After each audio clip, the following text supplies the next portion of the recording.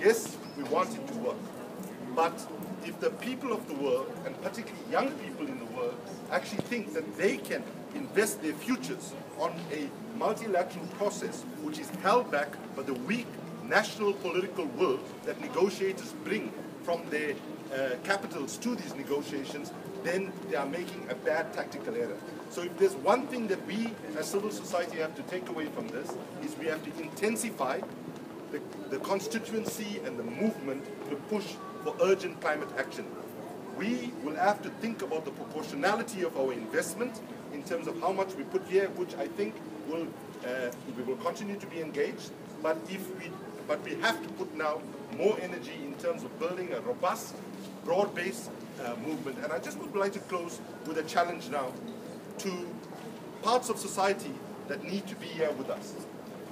And I think we are very happy that the International Trade Union Confederation stands with us. As Sharon Burrows said to Ban Ki-moon, we support action on climate, even though our primary purpose is to work for decent jobs, because the trade union movement recognizes that there are no decent jobs on a dead planet. I want to name a particular constituency here. I want to make an appeal to our religious leaders.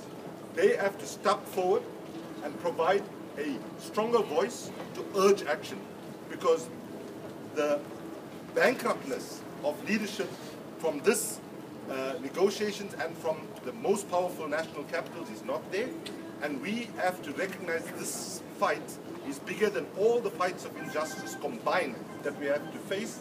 And the biggest message we have to take is that we would have to intensify our resistance. And to young people in particular, I will say to you, don't accept that you are leaders of tomorrow.